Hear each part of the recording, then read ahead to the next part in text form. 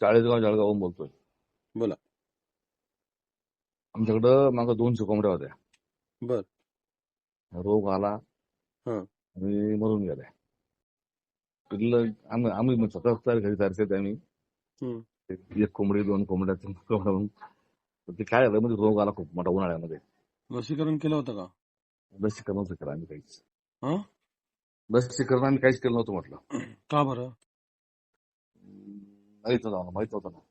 माहित नव्हतं का? गावरान कोंबडीला लसीकरण करायचं नसतं म्हणून केलं नव्हतं?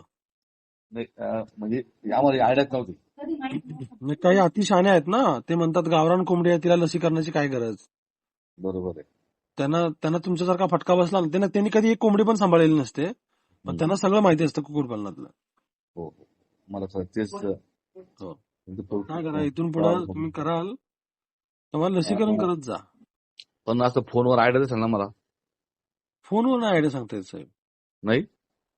तुम्हाला मी तास 2 तास 4 तास एवढं 5-10 मिनिटात जर शिकण्यासारखं कुक्कुटपालन असतं तर मग काय सगळे शिकले असते. बरोबर आहे, खरी गोष्ट आहे. तरी पण बस वरचीवर काही वाढलं मामाला तर बस. काय करा, गावरान असू दे कुठलेही असू दे, लसीकरण न केल्यामुळे कुठलेही पिल्लं मरत नाही.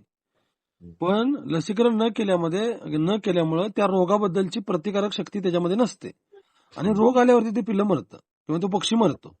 म्हणून लसीकरण करणं गरजेचं आहे. फॉर एक्झाम्पल, पोलिओच्या आता एकही केस आपल्या भारतात नाहीये, पण तरी सुद्धा दर आठवड्याला, 15 दिवसाला, महिन्याला, 2 महिन्याला त्या ज्या आपल्या मावश्या आहेत त्या ते डबे घेऊन सगळ्या गावागावातनं फिरतात, पोलिओचे डोस लहान मुलांना देतात. तर ते कशासाठी देतात? तर त्या मुलांमध्ये रोग प्रतिकारक शक्ती तयार व्हावी म्हणून.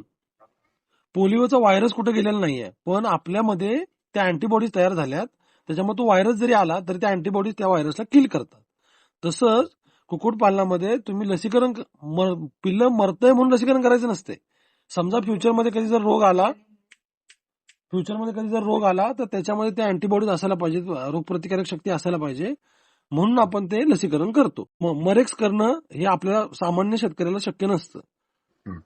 ठीक आहे, मग मरेक्स राहिली, तुम्ही 7व्या दिवशी लासोटा करू शकता, ती डोळ्यातून द्यायची असते. 14व्या दिवशी गंभोरा करू शकता, ती डोळ्यातून द्यायची असते. 21व्या दिवशी परत तुम्ही लासोटाचा बुस्टर डोस देऊ शकता. 28व्या दिवशी गंभोराचा बुस्टर डोस देऊ शकता. ह्या दोन्ही बुस्टर डोस जे असतात ते पाण्यातून द्यायचे असतात. सकाळ सकाळी जे पाणी आपण तयार करतो, पिल्लांना ते ठेवतो, पक्ष्यांना ठेवतो, त्या पाण्यामध्ये ते ओतलं ते सगळे पक्षी पाणी पितात. आणि 42व्या दिवशी तुम्ही त्याला फॉलपॉक्स करू शकता. फॉलपॉक्सची लस येते, ती तुम्ही जर त्या मेडिकलवाल्याला विचारलं कशी द्यायची, तर तो मेडिकलवाला तुम्हाला सांगतो, ती टोचायची असते. ठीक आहे, एवढ्या लसी केल्या